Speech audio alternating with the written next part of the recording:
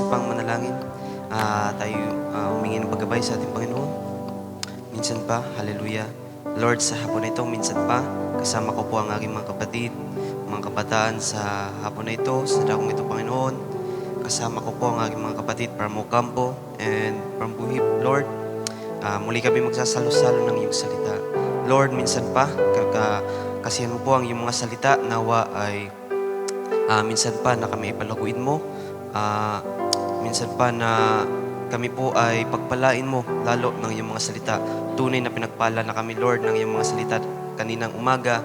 Alam namin, Lord, na mas lalo mo kami papalain pa ngayong hapon sa iyong gawain sa kabataan.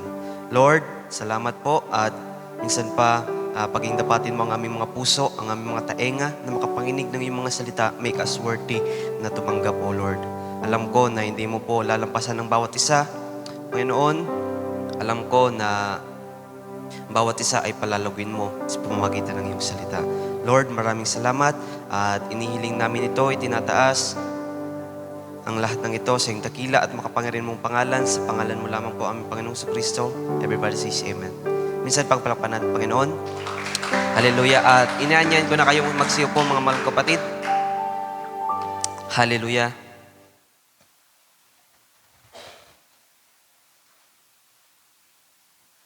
Kamusta po ang bawat isa, mga mahal kapatid? Ayos lang po ba kayo? Muling pagka-attend ng mga taga-Ocampo, tagawain ng youth. Lavar Joshua, Robert. Kasi palaging minsan nauwi na ng maga. Dahil nga wala nga service or makakasama pa uwi. Ganun pa man, salamat dahil naka-attend kayo. Hindi ko makilala. Si Brother Jong pala yung katabi mo. Kala ko si Putol. Pareho kasi kayo ng gupit eh. Anyway, nawa mga mahal kapatid ay nabusog naman ng bawat isa. Maraming pagkain kanina. Nawa ay yung mga physical na katawan ay naireserba para sa munting gawain, maikling gawain na ito, mga mahal kapatid. Kayong mag-alala kasi pag ako nangaral, maliit lang naman, maikli. Pero alam ko na makakapulot kayo ng aral dito, mga mahal kapatid. Papauna ko na, patawad kung minsan pa ay mga parte na kayo ay masasaktan, mga malong kapatid, pero alam ko ito'y makakatulong sa kabataan. Dahil anumang mga rebuke or anuman ang pagtuturo na iaanda sa atin, na iaain, ay pagkaparaanan yun para sa paglago natin. Anuman ang naitatanim natin ay papalaguin, naitatanim sa atin ay papalaguin yun ng Panginoon, mga malong kapatid. Nawa, handaan inyong mga puso. Hallelujah. At minsan pa, basahin natin ang Luke chapter 14, verse 15 to 24. Pasimulan ko sa isang parable, mga mahal kapatid. At ito na din yung main verse natin. Maging main verse. Hallelujah. Ito'y patungkol sa parable sa talinhaga, patungkol sa great banquet. Great fest, mga mahal kapatid. Great feast. Tama ba? Feast, fest. Feast, fest. Basta. Kapiyastahan or kainan. Sabi dito, kung ating babasahin mga malong kapatid, dito tayo, sabi natin Google ng maraming oras. Sabi dito, at nang marinig ito ng isa, marahil itong parable na ito, mababasa nyo rin sa Matthew. At nang marinig, maganda kasi dito basahin kasi maganda yung introduction ng parable.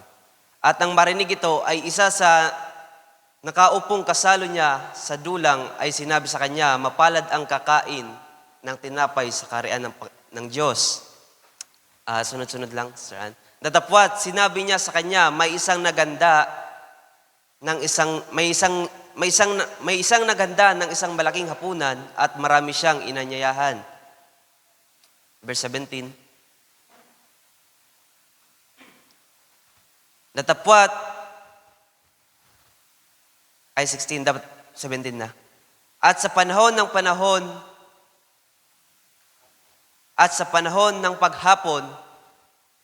paghapon ay sinugo niya ang kanyang alipin upang sabihin sa mga inanyahan, magsipareto kayo sapagkat ang lahat ng mga bagay ay nahanda na. May inutusan daw ang Panginoon. may inutusan yung Panginoon na magtawag. Ang tinawag dyan yung mga mayayaman. At silang lahat na parang iisa at silang lahat na parang iisa ay nangagdahilanan, mga excuses, mga mahal kong kapatid. Sa kanya'y sinabi ng una, bumili ako ng isang bukid. Ito yung excuse ng unang inanyayahan, yung inutusan ng Panginoon ang kanyang alipin na tumawag ng mga makakasalo at ito yung unang inanyayahan isang mayaman. Sabi dito, sa kanya sinabi ng una, bumili ako ng isang bukid at kailangan akong umalis at tingnan, ipinamamanhi ko sa inyo na pagpaumanhin mo ako. Parang sinasabi dito, bumili siya ng isang bukid at kailangan na tingnan niya or bisitahin niya. Kaya hindi siya makakapunta. Yan yung excuse ng isang inanyayahan. Sa verse 19, ito yung pangalawa na inimbitahan. At sinabi ng iba, bumili ako ng 5 magkatuwang na bakang lalaki at paroroon ako upang sila'y subukin. Ipinamamanhi ko sa iyo na pagpaumanhinan mo ako. At yung pangatlo, verse 20, at sinabi ng iba, bago akong kasal, at kaya nga hindi ako makaparoroon. Ito yung mga excuses ng mga pinanyayahan. Kaya, verse 21, nagalit yung Panginoon na pag-uwi ng alipin, nagalit yung Panginoon nung nalaman niya na puno ng excuses yung inanyayahan. At dumating ang alipin, nung umuwi na yung alipin, at isinaysay ang mga bagay na ito sa kanyang Panginoon nang magkagayon sa galit ng puno ng sangbahayan, ay sinabi sa kanyang alipin, pumaroon kang madali sa mga lansangan at sa mga daang makikipot ng bayan at dalin mo rito ang mga dukha, ang mga pingkaw at ang mga bulag at ang mga pilay, ibig sabihin yung mga mahihirap. At sinabi ng alipin, Panginoon, nagawa na ang pinag-utos mo at gayon may maluwag pa. Ibig sabihin may space pa, kulang pa. Yung mga marahil, yung mga upuan, marami pang bakante. 23, at sinabi ng Panginoon sa alipin, pumaroon ka sa mga daan, sa mga bakuran, at pilitin mo silang magsipasok upang mapuno ang aking bahay. At sa last verse, sapagkat sinasabi ko sa inyo na alinman sa mga taong inanyayahan ay hindi makakatikim ng aking hapunan. Hallelujah. Naunawaan niyo mga mahal kong kapatid, doon pa lang sa nabasa natin patungkol sa parable of a great banquet, ay makikita natin doon kung ano yung pinapahayag. Basic lang yun kasi mga parable, alam naman na natin yung mga parable, mga mahal kapatid. Kaya yung title ko dito, alam nyo na tong title na to, Youth's Dilemma, What is your excuses? Yung Youth's Dilemma, yan yung pinaka-main title ko. At naging title ko na yan dati. At yung subtopic ko is, what is your excuses or what's your excuse? Ano yung mga dahilan?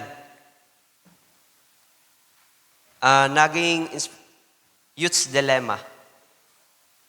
Youth. Kasi mga kabataan tayo eh. Hindi Youth's Dilemma, Youth's Dilemma. Youth. Kabataan.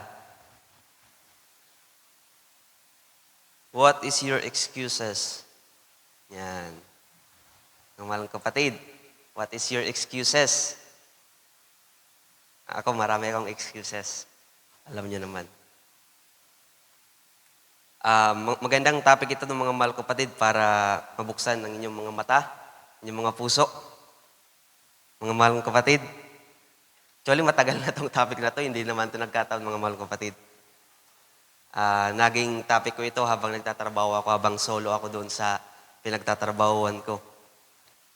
At mga kabiguan na nangyari, mga nakalipas na araw, mga mahal kapatid. Mga daming excuses na naranasan at dumaan sa akin. And Youth's Dilemma, matagal na itong naging topic ko, mga mahal kapatid. Yan. And yung topic ko, subtopic is, sulat mo, Sister Ann, what is your excuses? Marami kasi excuses. Hindi lang iisa yung mga excuse natin. Madami tayong excuses.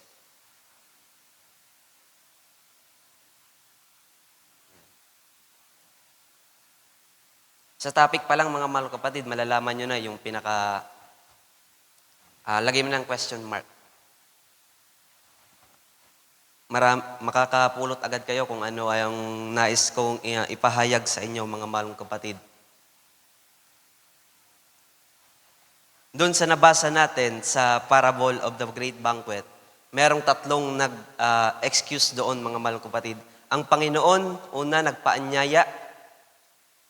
Meron siyang nais na ipagawa sa atin. Merong handaan na naihanda na. Pero nung nagpaanyaya siya sa mga tao, especially doon sa tatlong tao na yun, ibig sabihin mga mayaman yun eh. Mga malong kapatid, nagkaroon sila ng mga excuses. Kaya bilang kabataan, tatanungin ko kayo, ano yung mga excuses natin? Kaya minsan di tayo nakakadalo ng gawain. Yan. Direct to the point tayo para malaman agad natin. Huwag na tayong paligoy-ligoy.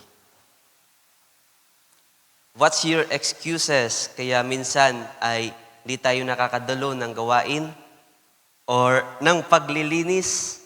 Yan. Ng paglilinis ng church. Ano yung dahilan? Bakit di tayo nakakadalo ng practice, ng mga meeting? Di tayo nakakadalo, nagagawa yung mga task natin. What is your excuses, mga mahalong kapatid? Lahat tayo mayroong mga excuses. Pero, di naman yun magiging dahilan, mga mahalong kapatid, para hindi tayo makasama sa pag-agaw. Magaan lang naman yun, mga mahalong kapatid. Pero kapag patuloy yan na, pag hindi ginawa, ibig sabihin, nagiging covenant breaker tayo dito sa church. Yung mga pinagkasunduan natin, parang hindi natin nasusunod. Kaya, what is your excuses? Nawa tumatak ang question na yan sa inyo, mga mahalong kapatid. Marahil, sa akin muna una itong dumating dahil experience ko pa ito, mga mahalong kapatid, sa trabaho. Naging excuse ko yung trabaho, kaya na-move yung practice, na-move yung oras ng practice. That's main reason kaya nabuo yung topic na yan. Use dilemma, pinagpipilian ko kung papatuloy ko ba yung trabaho ko o hindi. Kasi nakakapagod yung trabaho na pinili ko. Pabalik-balik, araw-araw, alas 6 ng umaga, bumibiyahe, tapos uuwi ng hapon, alas 5, alas 6, nagmumotor, galing Pili. Kaya doon, pinapapili ako kung papatuloy ko pa hindi. Kaya ngayon, papatuloy ako kasi kailangan merong mga punan. Kaya back topic tayo sa mga kabataan. What is your excuses? Ikaw, Bar Joshua, ano yung excuses mo na naranasan mo na? Ikaw. Kasi ikaw yung matanda dito eh. Sige, example. Magbigay ka ng example. Yan, sa work. Pinaka-common yan, mga mahal kapatid, sa trabaho. Pinaka-common. And sa mga estudyante, ano yung pinaka-common? Pag-aaral, mga mahalong kapatid, yan yung pinaka-common. Nagiging excuse natin yan, mga mahalong kapatid. Kaya minsan, di tayo nakakadalo ng gawain. Ikaw, Cecilia, ano yung naging excuses mo? Ibig sabihin ng excuses, mga dahilan, bakit di nakakadalo. Yan. Okay lang naman mag-question answer kasi magaan lang naman yung topic natin, mga mahalong kapatid. Parang pagbubukas to muli ng inyong mga mata para maunawaan at sa susunod ay magawa na natin kahit papano yung mga inaatang sa atin. Amen? Yan. Amen. Dapat, mga mahalong kapatid, ano man excuses natin, kaya natin yan ng paglabanan. Labanan, mga mahalong kapatid. Ano yung mga excuses natin? Hallelujah. At alam niyo mga kapatid, dahil actually, ngayong linggo na ito, naka-schedule dapat ako magtrabaho doon sa showroom doon sa Pili, mga mahal kapatid. 2 Sunday ako. Nung last Sunday, tsaka ngayong Sunday, naka-schedule ako. Pero dahil magaling ako mag-excuse sa boss namin, pinayagan ako. mga mahal kong kapatid. Alam niyo, sa mga nag-aaral, mga mahal kong kapatid, maging example niyo si Bar Joshua dati. Alam niyo bakit? Merong meeting noon, pero pinapipili noon si Bar Joshua. Marahil sa kanyang puso, ano yung pipiliin niya? Yung magpatuloy sa pagtitraining. Bicol Meet yun, di ba, Bar Joshua? Kasi lalaban yan sa Bicol Meet. Pag papipiliin siya, mag-training, Bicol Meet, or camp meeting. Sino nakakalam ng sagot? Anong pinili niya? Camp meeting, mga malong kapatid, kasi ang ginawa niya, hindi siya nag-excuse. Tumakas siya, mga malong kapatid. Hindi siya nag-excuse, pero merong consequence kaya hindi siya nag-excuse. Pero ang kagandahan nun, dun sa pinili niya, mga mahal kong kapatid, ay nag-benefit siya sa salita ng Panginoon. Dahil mas inuna niya yung kaharian ng Panginoon, inuna niya yung salita ng Panginoon. Kaya sa mga estudyante, mga kabataan, naranasin namin yan ang mag-excuse sa mga group activity, alam ko, importante ang pag-aaral kasi abang dito tayo sa mundong ibabaw na ito, kailangan natin yan. Nais yan ng mga magulang natin na makagraduate tayo, makapagtapos, pero hindi lahat ng oras igugol natin yung oras natin sa pag-aaral. Dapat timbangin natin. Mamaya meron akong tatlong paraan to how to overcome the excuses, mga kapatid. Kaya sa mga nag-aaral, huwag kayong makabahan kung hindi kayo makapag-participate sa mga group activity.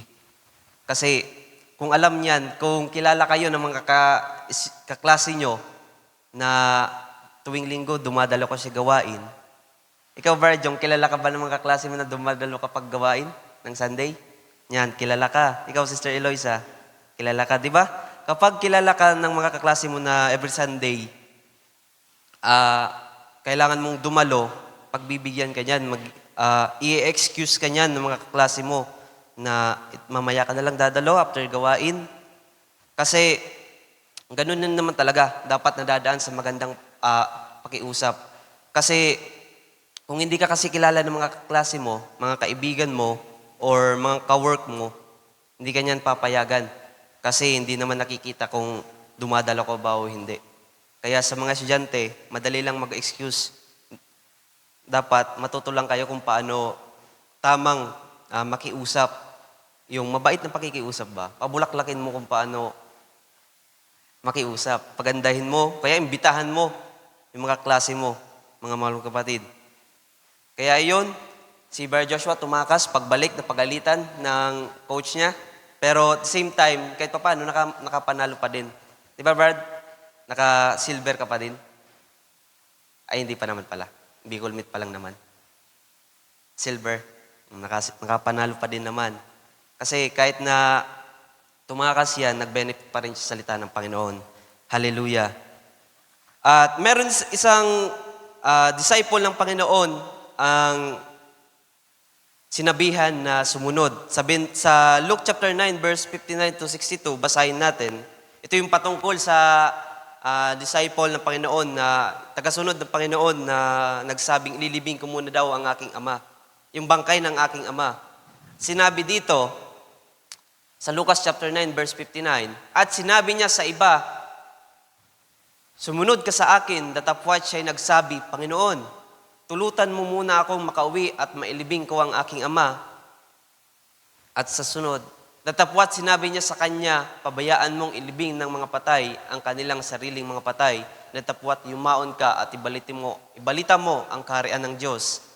At ang iba'y na may nagsabi, susunod ako sa iyo, Panginoon, datapwat pabayaan mo akong magpaalam muna sa mga kasambahay ko. 62. Datapwat sinabi sa kanya ni Jesus, walang taong pagkahawak sa araro at lumilingon sa likod ay karapat-dapat sa kaharian ng Panginoon.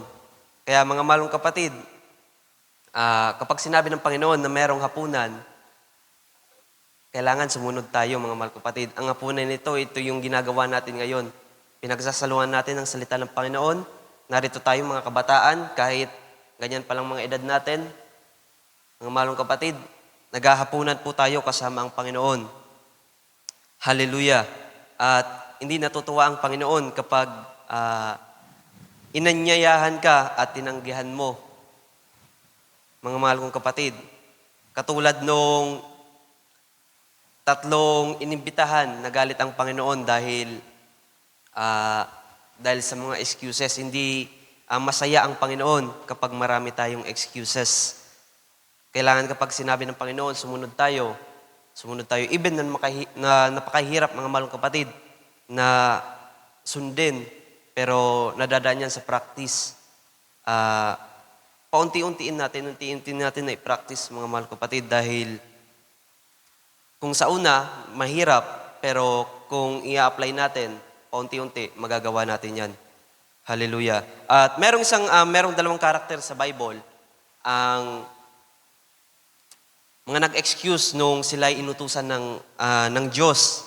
Ito yung mababasa natin sa Exodus chapter 4, verse 10. Kilala nyo na to, si Moses. No panahon na siya'y tinawag, siya'y kinausap ng Panginoon. At sinabi dito sa chapter 10, at sinabi ni Moises sa Panginoon, O Panginoon, ako'y hindi marikit. Ito yung panahon na kinausap na siya nung after sa burning bush, nung magpapasimula na siya sa ministry niya, mga malong kapatid.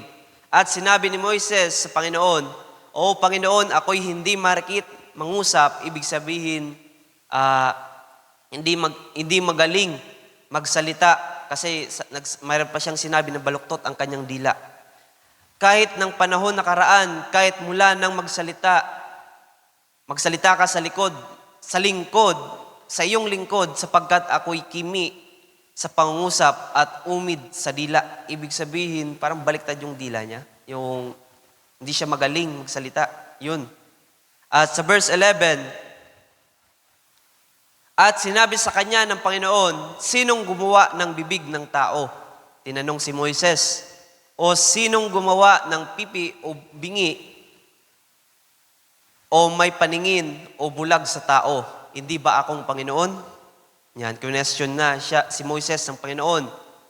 Ngayon nga yumaon ka at ako'y sa iyong bibig at ituturo ko sa iyo kung ano ang inyong sasalitain. 13. At kanyang sinabi, O Panginoon, magsugo ka, isinasamo ko sa inyo sa pamamagitan ng kamay ni Yaong iyong susuguin. Verse 14. At ang galit ng Panginoon ay nagningas laban kay Moises. Ito yung dahil sa excuses ni Moises, mga mahal kapatid. Nagalit ang Panginoon. At kanyang sinabi, wala ba si Aarong kapatid mo na Levita, nalalaman kong siya'y makapagsasalitang mabuti at saka narito siya'y lumalabas upang salubungin ka at pagkakita niya sa iyo ay matutuwa sa kanyang puso. Hindi po natutuwa ang Panginoon kapag merong excuses ang mga tao, lalo na tayo mga kabataan. Hindi magandang pakinggan. Di ba? Ang Panginoon ay nagningas laban kay Moises. Nagalit ang Panginoon dahil sa excuses na dinahilan ni Moises sa Panginoon na hindi niya kaya dahil nga baliktad yung dila niya. Kaya ano mga dahilan, mga excuses natin, mga mahal kapatid, kaya hindi natin magampanan ang mga dapat gampanan dito sa church. Even dito sa labas ng church, mga mahal kapatid, ang mag-share ng salita ng Panginoon ay dapat gawin natin kahit paunti-unti. Alam niyo mga mahal kapatid, nung nagpasimula akong nagtrabaho doon, meron kasi akong mga nakasamang isang Pentecostal tsaka isang born again. Parang denomination sa Naga, malaking simbahan sa Naga, nakalimutan ko. Yung simbahan niya nga is parang building, isang condominium ata yun. Napakalaki pinakita sa akin. Isang Pentecostal, magaling mag-preach, magaling mag-share kasi palagi kami nagkikwentuhan. Problema kasi babae yon. Yung Pentecostal na babae kasama ko. Nakakasama. Actually, mga mahal kong kapatid, yung pumalit sa akin ngayon sa trabaho, yung babae, yung Pentecostal. Napakiusapan kong siya muna pumalit kasi hindi naman yung active. Sabi niya, okay lang. Kaya sabi ko, tama ba yun na siya yung pumalit? Hindi siya umattend sa gawain nila. Sabi ko, okay na yun. Kausapin ko na lang sa sunod, pa-jollibehin ko na lang.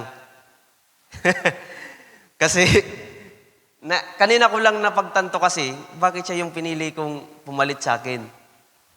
Kaya yung mga dahilan ko, sabi ko nga, may nasabi ko, hindi na lang ako makabenta, di na lang ako makabenta, wag lang akong umabsent sa gawain, sabi niya. Sabi ko sa kanya, sabi ko, grabe ka naman magdahilan.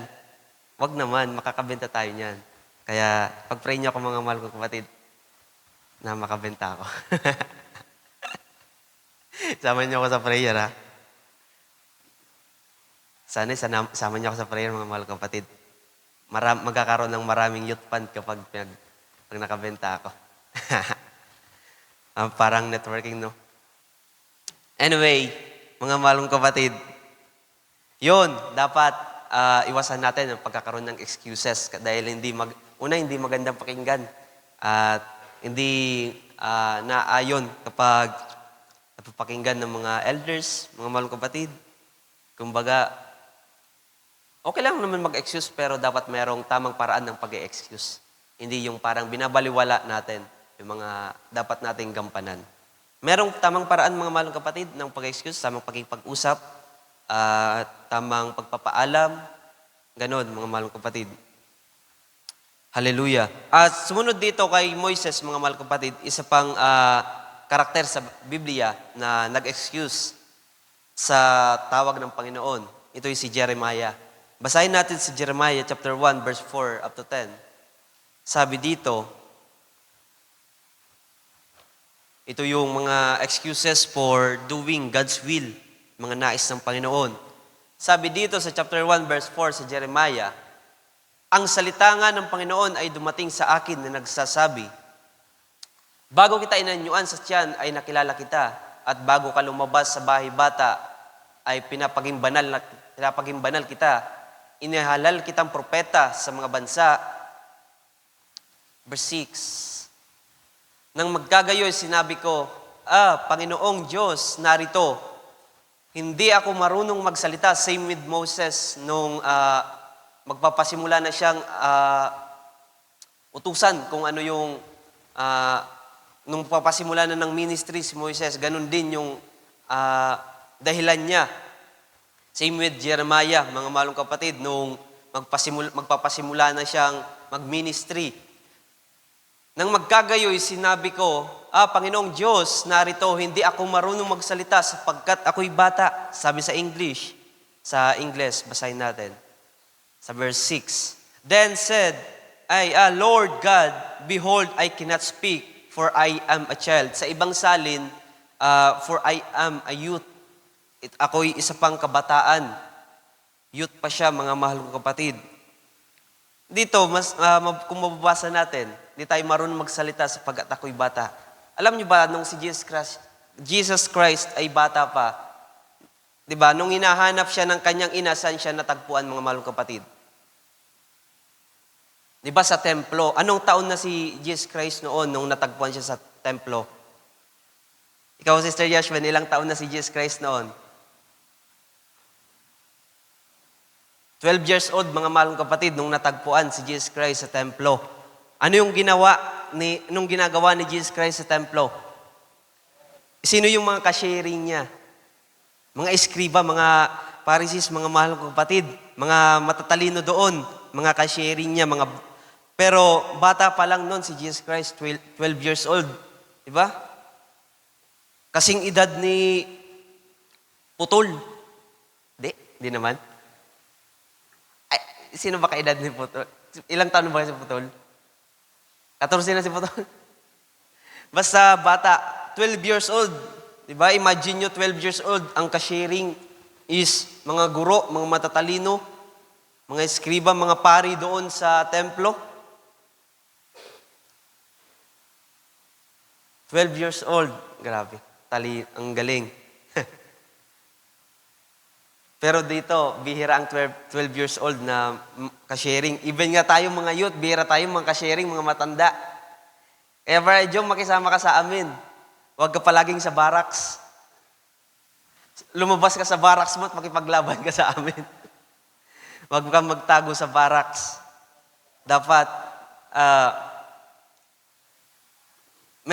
merong panahon sa paglulumagi doon sa loob ng kwarto. Kaya lumabas-labas tayo. Mga kabataan na lalaki, sumama tayo sa mga matanda. I challenge you, mga malong kapatid. Kaya minsan nga, kahit hindi ako nakakapag-share sa mga matanda, nakikinig lang. At least, merong nakukuha doon sa pakikinig, mga malong kapatid. Kaya, dito, nang magkagoy sinabi ni Jeremiah, Panginoong Diyos, narito hindi ako marunong magsalita sapagkat ako'y bata. Alam ko, dito, hindi na dahilan ang pagiging bata kasi meron naman na tayong napakinggan na salita ng Panginoon. Lalo na't pwede nating ma-share sa mga klase natin, mga katrabaho, mga malong kapatid. Kahit mga simple lang na ma-share. Sa verse 7, up to 10, basahin natin. Ngunit sinabi sa akin ng Panginoon, huwag mong sabihin ako'y bata, sapagkat saan man kita susuguin, ay paruroon ka, at anumang iutos ko sa iyo ay sasalitain mo. Di ba? Hindi naman tayo magsasalita ng solo. Hindi natin magagawa yun nang walang gabay ng Panginoon, nang walang guidance ng Panginoon. Hindi tayo makakapag-share kung walang guidance ng Panginoon. Napakahirap po nun, mga malong kapatid. Kaya patuloy tayo sa verse 8. Huwag kang matakot dahil sa kanila sapagkat ako'y sumasayo upang iligtas kita, sabi ng Panginoon. Kaya ano mga excuses natin kung hindi natin kaya mag-share, kung hindi natin kaya mag-MC? Brother Joshua Isaac, pwede ka na mag-MC. Brother Jong, pwede nang bumalik sa pag-MC, pagdadrum, mga malong kapatid, paghawak ng instrument, wala nang dahilan para gumawa pa ng mga excuses. Kailangan ganapin natin kung ano ang nais ng Panginoon. Dahil, di ba, sabi doon sa binasa natin sa Luke chapter 14, 15 to 20, verse 14 hanggang 24, doon sa parable of the great banquet, nagalit ang Panginoon dahil nakita niyang marami pang puwang sa upuan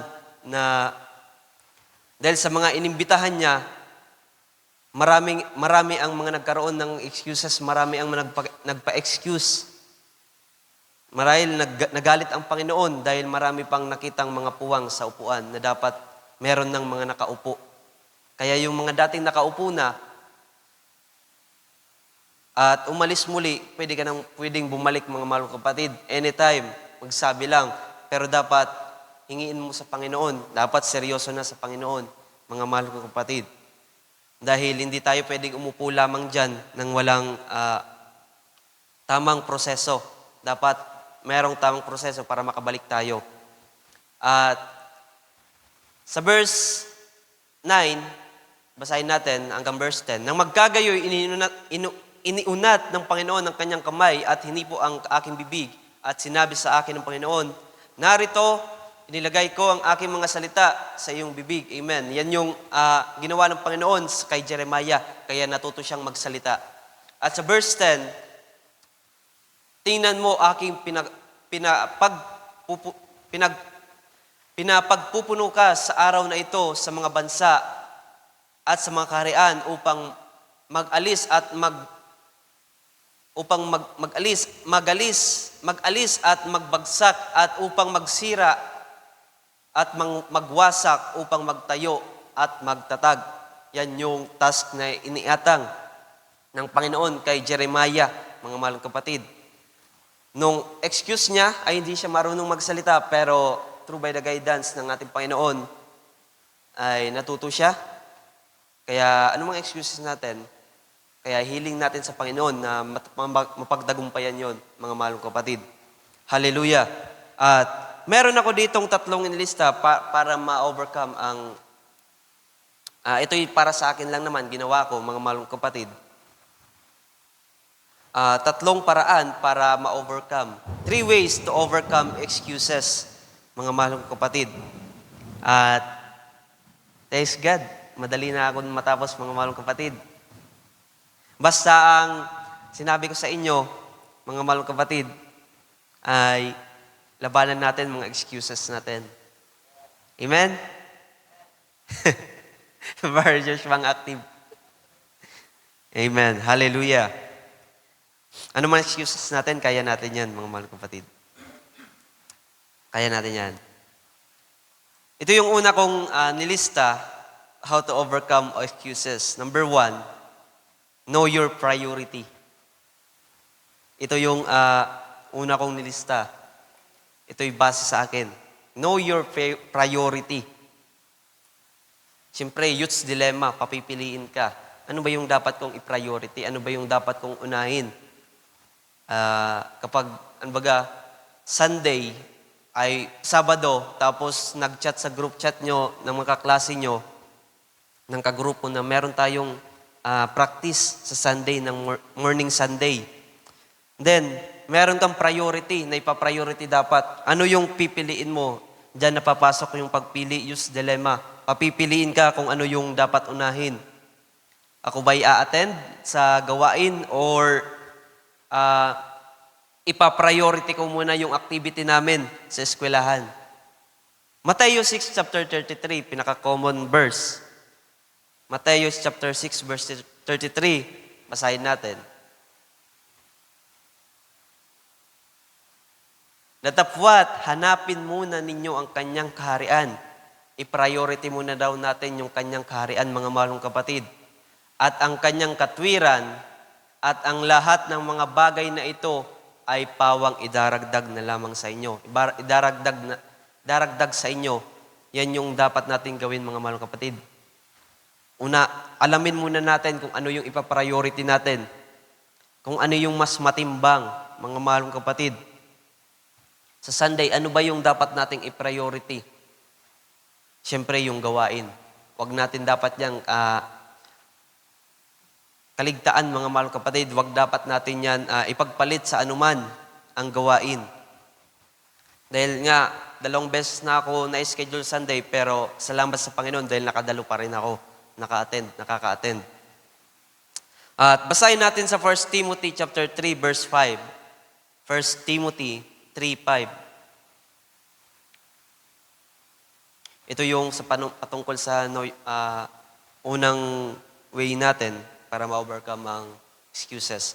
1 Timothy chapter 3 verse 5, sabi dito, ngunit kung ang sino man nga ay hindi marunong mamahala sa kanyang sariling sambahayan, paanong makapamahala sa iglesia ng Diyos? Sa English, basahin natin.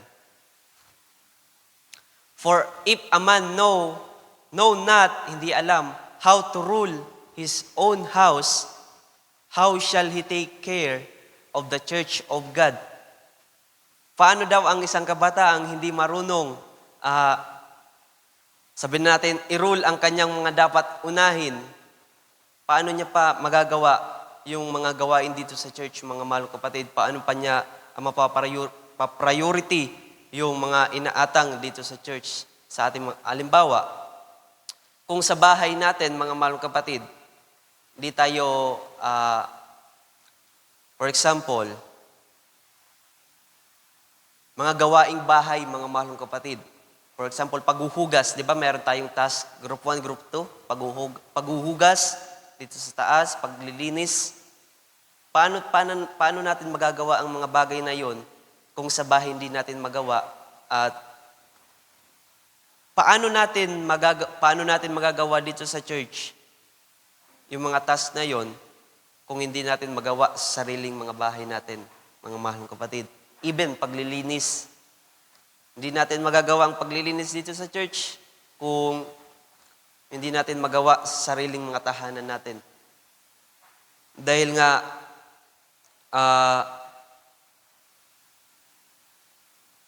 parang papakunwari lang tayong masipag niyan kasi kapag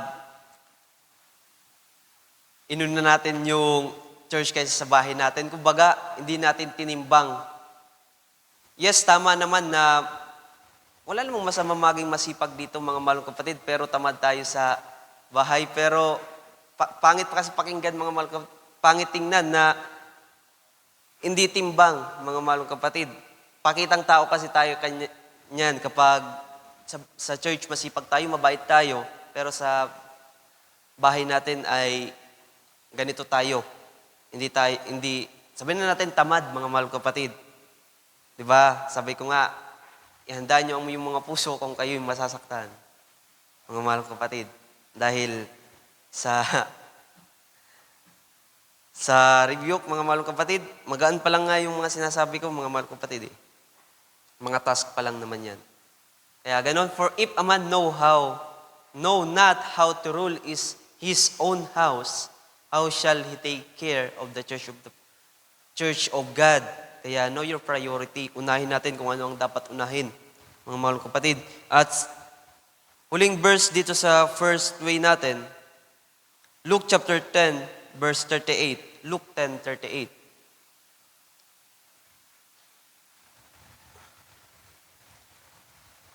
Luke 10:38 up to 42. Sa pagyaon nga nila sa kanilang lakad, ay pumasok siya sa isang nayon. Ito'y patungkol kay Marta nung masyado siyang abala sa pagpiprepare. Marahil nagluluto ng pansit. Sa panahon, sabi dito, sa pagyaon nga nila sa kanilang lakad at pumasok siya sa isang nayon. At isang babaeng nagngangalang Marta ay tinanggap siya sa kanilang bahay. Sa verse 39. At siya'y may isang kapatid na tinatawag na Maria na naupo rin naman sa mga paanan ng Panginoon at pinakikinggan ang kanyang salita. Sa 40, basahin muna natin lahat. Ngunit si Marta ay naliligalig. Ibig sabihin, ano mo English ang naliligalig? Natataranta? Parang abalang-abala, mga mahal kapatid. Naliligalig sa maraming paglilingkod. Ibig sabihin, dami kasing ginagawa niya. At siya'y lumapit sa kanya at sinabi, Panginoon, wala bagang anuman sa iyo na pabayaan ako ng aking kapatid na babae na maglingkod na mag-isa? Iutos mo nga sa kanya na ako'y tulungan niya. At sa verse 41, natapwat sumagot ang Panginoon at sinabi sa kanya, Marta, Marta, naliligalig ka. Ulitin natin. At sinabi sa kanya, Marta, Marta, naliligalig ka at nababagabag tungkol sa maraming bagay. Sa verse 42, natapwat isang bagay ang kinakailangan sapagkat pinili ni Maria ang magaling na bahagi, yun yung ang pakikinig, ang umupo at makinig.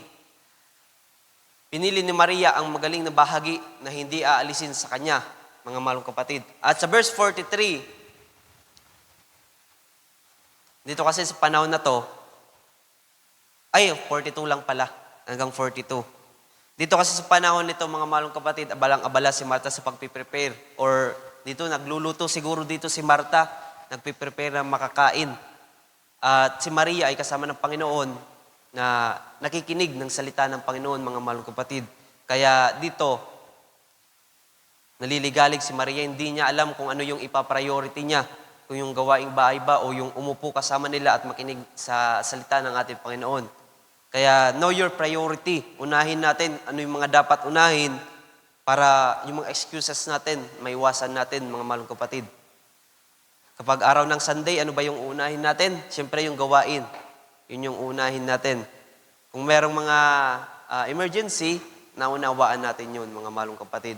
Emergency, mga malong kapatid, emergency.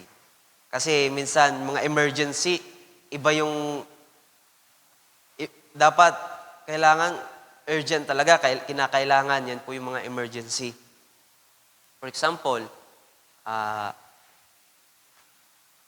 emergency. Tama bang tawagin ang nilalagnat na emergency? Pwede naman. Pero kapag nilalagnat, kayang-kaya naman kahit kaunting sinat. Mga ganon. Hindi naman, di ba? Hindi yun. Kasi kapag nilalagnat ka, kapag pumunta ka dito sa gawain, kayang-kaya naman Kahit Kaya maglatag ka nung upuan na merong panalangin. At least makapakinig ka ng salita ng Panginoon. Kasi magiging hospital natin to, itong church na to, yung mga mahal kong kapatid eh. Dito yung kagalingan. Makinig tayo ng salita ng Panginoon. Makapakinig lang tayo, magiging gagaling tayo sa anumang karamdaman, mga mahal kong kapatid. Know your priority. Yan yung number 1 natin para ma-overcome yung excuses. Number 2, setting goals and objectives. Siyempre, after know your priority, set your goals and objectives. Ano ba yung mga goals and objectives? Sino nakakaalam ng pagkakaiba nun? Yung objectives kasi mga mahalong kapatid is for short term and goals is for long term yan, mga mahalong kapatid. Objective, marahil sabihin na natin na objective is for a short time. Baga, gagawin natin, for example, ngayon, dadalo palagi ako sa Sunday, every Wednesday, dadalo palagi ako sa gawain. Kasi yung goal natin ay makasama sa pag-agaw. Mga mahal kong kapatid, sabihin na natin na ganun. Yun yung goal natin, ang makasama ang makapiling ang Panginoon, yan yung goal natin, ang makasama, hindi tayo maiwan. Mga mahal kong kapatid. Kaya anong dapat natin gawin? Ano yung objective natin? Siyempre, una, huwag natin pabayaan ang pagkakatipon. Sabi ni Apostol Pablo, huwag natin pabayaan pagkakatipon katulad ng mga gawain ng iba. Mga mahal kong kapatid, yan yung mga dapat natin gawin. Set goals and objectives. Philippians chapter 3, verse 13 up to 14.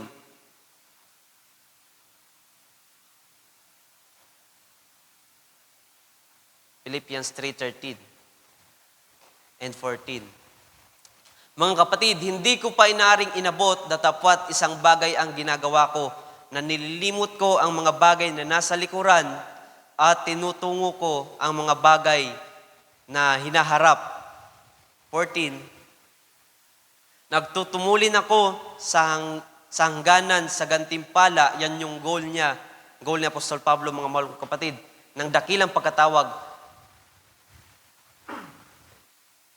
ng Diyos na kay Kristo Jesus, yan yung goal niya, mga mahal kong kapatid. Kaya yung objective niya,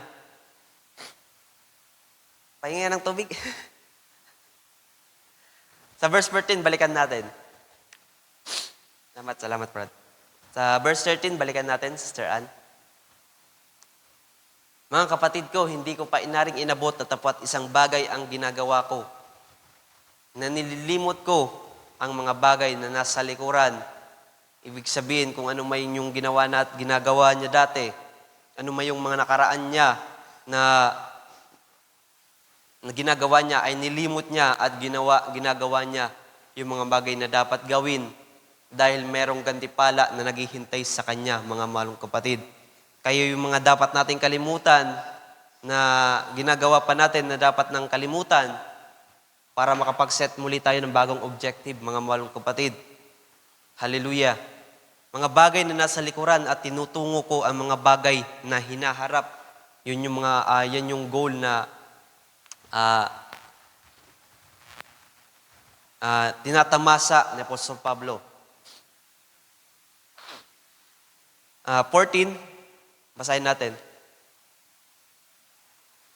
Nagtutumulin ako sa hangganan sa gantimpala ng dakilang pagkatawag ng Diyos na kay Kristo Jesus. I press toward the mark for the prize of the high calling of God in Christ Jesus. Amen. Hallelujah. At Proverbs 24:27.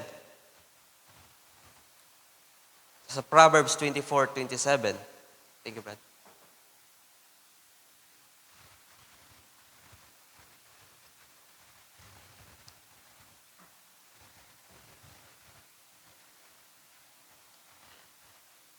Ihanda mo ang iyong gawa sa labas at ihanda mo sa iyo sa parang at pagkatapos ay itayo mo.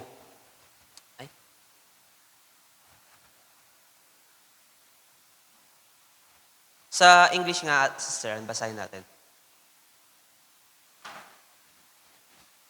Prepare thy work without and make it fit for thyself in the field, and afterwards build build thine house. Yan yung objective and goal. Gawin mo muna yung mga dapat gawin. Mga mahal kapatid, yung objective natin, unahin natin yung mga short term, i-prepare natin yung mga dapat i-prepare para pagdating ng araw ng linggo ay handa na tayo, mga mahal kapatid, dumalo ng gawain. Handa na tayong i-build yung house na yan, mga mahal kapatid. Kasi after tayo sa price na katulad ng sinabi ni Apostol Pablo, mga mahal kapatid, after tayo doon, lahat tayo ay nais na makuha yun. Yung price na hinahabol niya, yung nais niyang kunin. Kaya mga mahal kapatid, set your goals and objectives. Dapat meron kayo nun, mahal kapatid. Alam niyo ba, meron ako, bilang tao, meron akong objective and goal. Objective ko, magtatrabaho muna ako para mabayaran ko yung utang ko. Sa ngayon, mga mahal kapatid, wala namang masama doon dahil sumet ka ng goal ay ng objectives and goal kasi yan yung talaga kaya ako nagtrabaho, mga mahal kapatid. Gusto kong kahit pa paano talagang mabayaran ko yung mga dapat bayaran. Kaya nung nawalan talaga ako ng trabaho noon, ay talaga para akong nagkaiyak-iyak nun, mga mahal kapatid. Kasi yung nawala sa akin, kahit paano malaking sahod kasi yon. Malaking amount weekly ang natatanggap ko. Alam niyo ba, mag-weekly ka ng 6,000, 7,000 weekly sa isang kliyente, tapos isa pang kliyente, 5,000 di ba?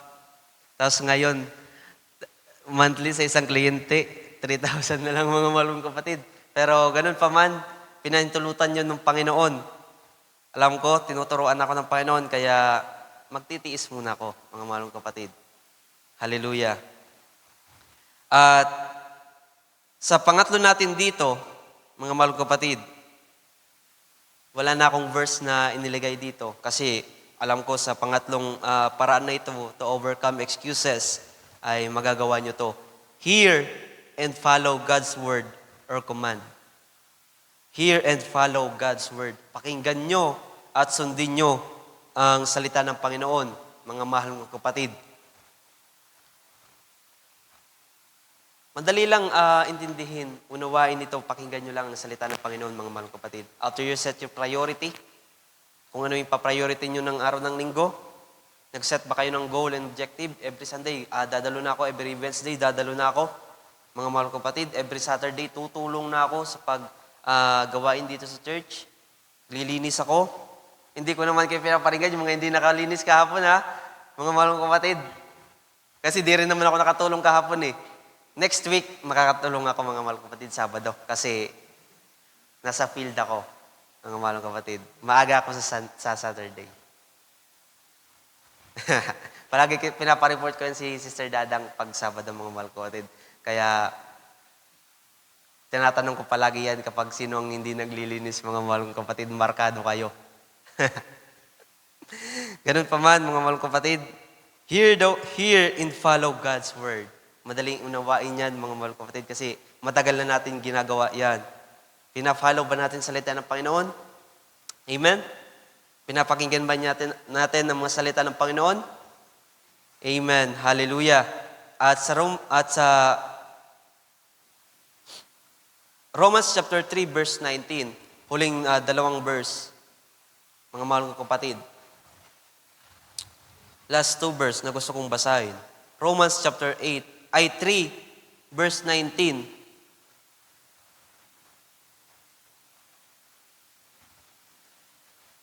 Ngayon, ito yung reminder sa atin. Reminder ito, mga mahal kapatid. Ngayon ay nalalaman natin na ang anumang sinasabi ng kautusan, yaon ay sinasabi sa nga nasa ilalim ng kautusan, upang matikom ang bawat bibig at ang buong sanglibutan ay mapasa ilalim ng hatol ng Diyos. Tama ba to? Try mo nga sa verse 8 to 19.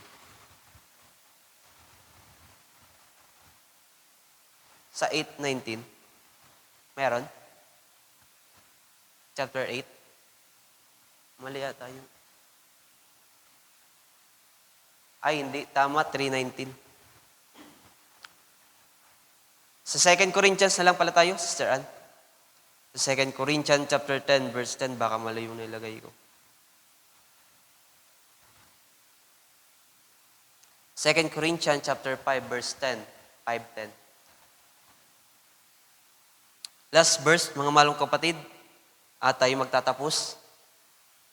Alam ko, sapat na ang 50 minutes ng pagbabahagi ng salita ng Panginoon.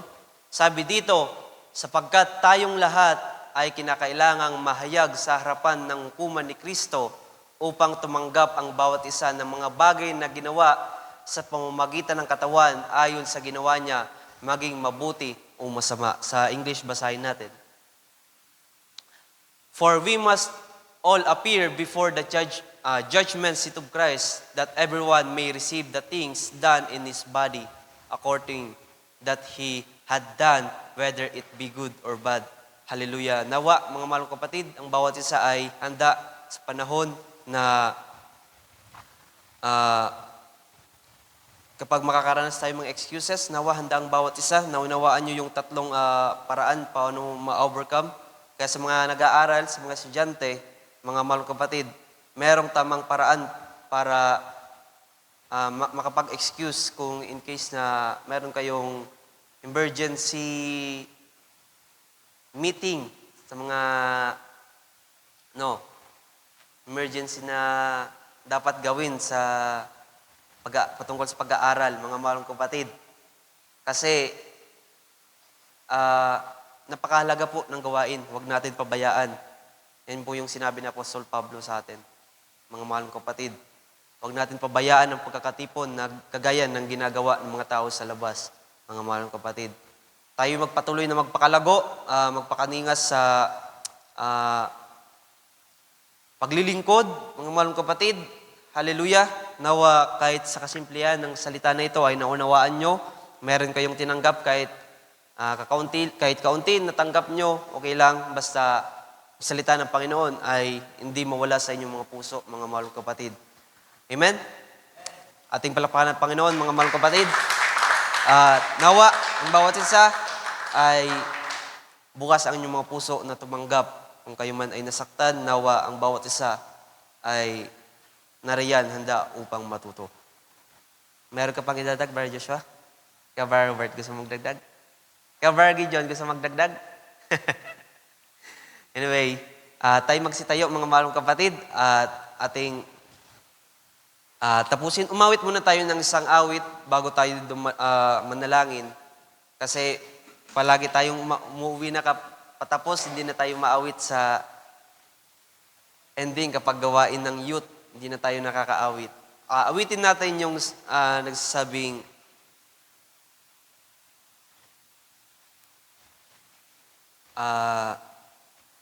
Lord, we want much more of you. Yun na lang, awitin natin.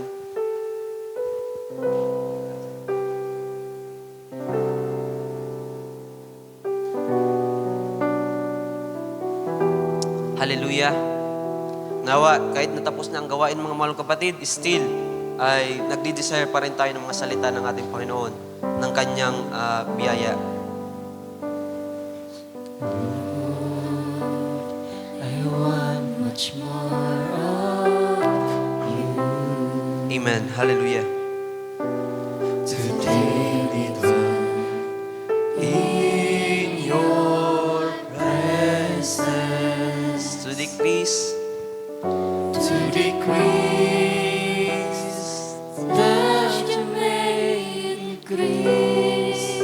sabi dyan, at bawat araw, araw-araw, Meditator, Lord, maging katulad natin ng Panginoon. be much more like you. I give you my heart. I give you my heart today. I give you my spirit.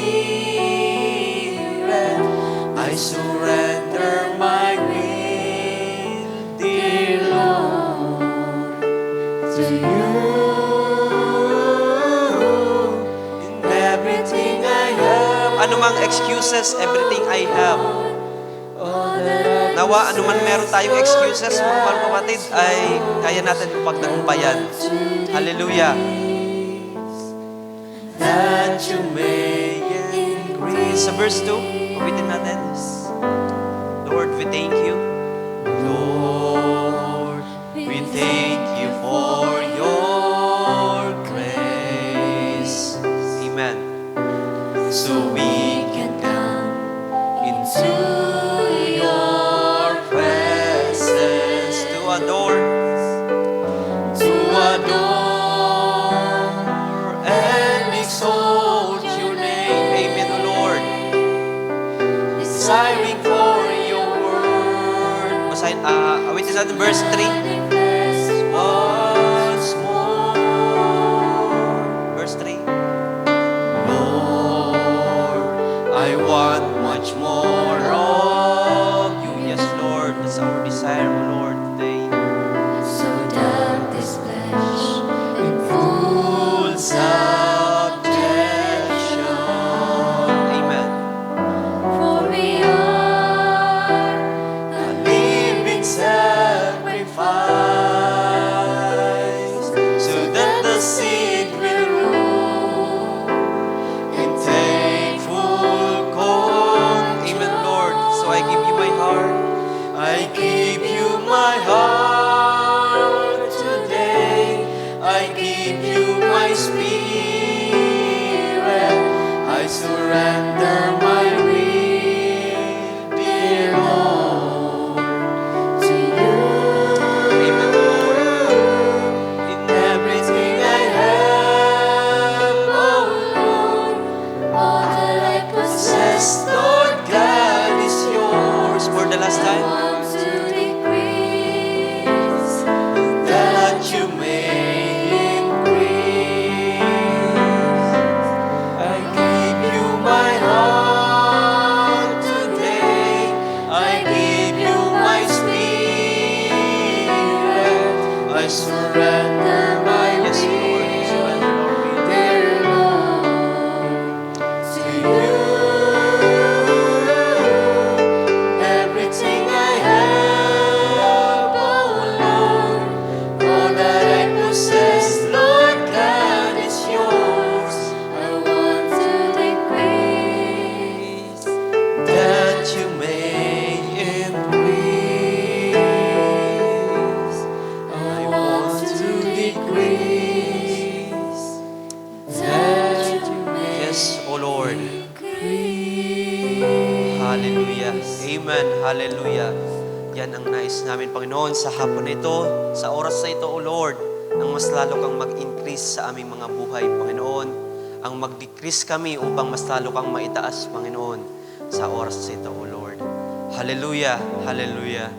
Tayo manalangin, tumungon sa pananalangin. Tayo magpasalamat sa Panginoon sa Kanyang salita na ating napakinggan, sa Kanyang salita na hinahain at ating napagsaluhan sa oras na ito. Hallelujah. O tayo mga palad na kumain na kasama ang ating Panginoon. Hallelujah. Lord, we thank you sa araw na ito, sa hapon na ito, Panginoon, sa iyong salita na hinahain mo sa bawat isa, O Lord. Alam ko na binusog mo kami, Panginoon, ng iyong mga salita, Panginoon, na inihanda. Kaya Lord, sa hapon na ito, pinupuri ka namin, sinasamba, itinataas ka namin, O Lord. Patuloy ka namin na pasasalamatan habang kami nabubuhay, O Lord. Habang kami patuloy na lumalakad sa mundong ibabaw ito, Lord. Kami po'y patuloy na magpapasalamat sa iyo, Panginoon, dahil meron kang ginagawa sa aming mga buhay. Kaya Lord, sa hapon na ito, kami muli mong tinuruan, Panginoon. Kami ay muli mong sinaway, Panginoon, ng iyong mga salita na kung saan ang mga bagay na ito ay makakatulong upang lumago ang gawain dito sa kabataan, O Lord, upang lumago ang bawat isa, ang bawat kabataan na narito, Panginoon. Alam ko, Lord, ang mga salitang ito, Panginoon, kung hindi namin ito lalampasan, O Lord, kung ito lamang ay tatanggapin namin, Panginoon, alam ko, ang mga prize na nasa dulo, Panginoon, ay makakamtan namin, Panginoon. Hallelujah. Tulad ng ninais ni Apostol Pablo, O Lord. Siya ay nagtutumulin dahil sa reward na nasa unahan, Panginoon, na kanyang nakikita, O Lord, kung kanya lang gagawin ang mga dapat gawin, Panginoon. Hallelujah. Lord, tulungan mo po kami na mag-set ng priority, O Lord, kung ano ba dapat unahin. Mag-set ng aming goals, objective bilang kabataan, Panginoon, bilang nag-aaral pa, bilang nagtatrabaho, bilang dito sa church, Panginoon, alam ko, Lord, ang bawat isa ay merong dapat i-priority at walang iba ang dapat i-most priority, Panginoon, ay iyong salita, ang iyong gawain, O Lord. Kaya Lord, tulungan mo po ang bawat isa na hindi namin malampasan iyon. O Lord, at sa pangatlong paraan para malampasan, malabanan namin ang excuses, Lord, walang iba ang pakikinig ng iyong salita at sundin nito, Panginoon. Alam ko, Lord, mabiyaya ang iyong salita, Panginoon, sa amin. Kaya kung amin lang itong susundin at gagawin, O Lord, hallelujah, higit pa sa gantimpala ang aming mararanasan, Panginoon. Hallelujah. Lord, sa hapon na ito, Panginoon, minsan pa kami mag-iwalay. O Lord, dala-dala po namin ang iyong salita mula pa kaninang umaga. O Lord, maraming salamat, Panginoon, sa iyong salita, sa iyong biyaya, Panginoon, na namin naranasan sa bawat cup na pinuno mo, Panginoon, sa bawat sisidlan na pinag-umapaw mo ng iyong biyaya, O Lord. Lord, maraming salamat. Panginoon, ingatan mo po ang bawat isa. Kami po ay muling bababa, Panginoon, sa dakong ito, O Lord, na dala-dala, na merong ngiti sa aming mga puso dahil sa iyong mga salita, O Lord. Lord, maraming salamat. Pinupuri ka namin, pinapasalamatan, dinadakila sa iyong dakila at makapangyarihan mong pangalan. Sa pangalan mo lamang po, aming Panginoong Jesucristo. Everybody says Amen. Ating palakpakan natin, Panginoon, mga mahal ko kapatid. At muli tayong umawit ng isang masayang awit, O I Love You with the Love of the Lord. At muli nating kamay ng ang ating kapatid.